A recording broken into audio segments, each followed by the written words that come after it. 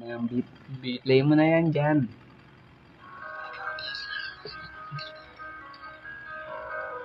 Present time. Testing lang mga boss. Barrio 12.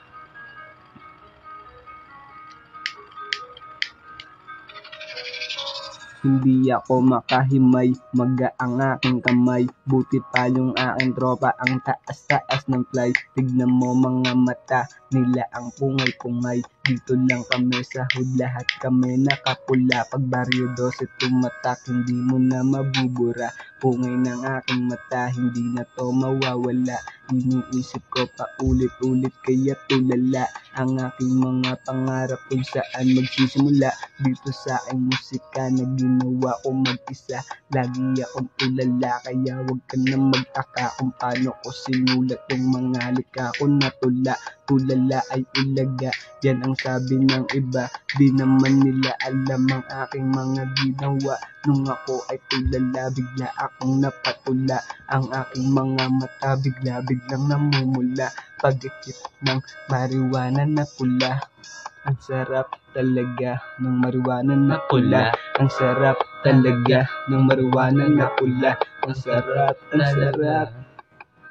Yeah. Ang sarap.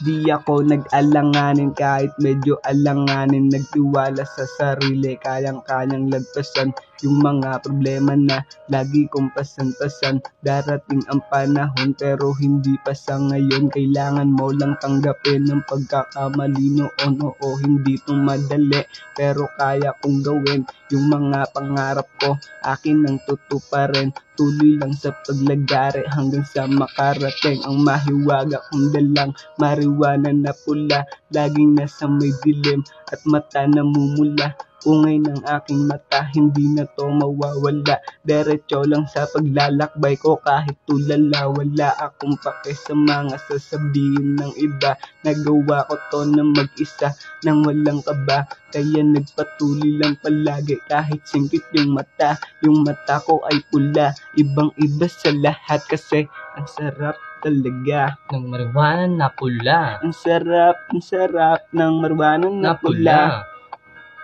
Ang sarap. Uy, na-joke. Yeah.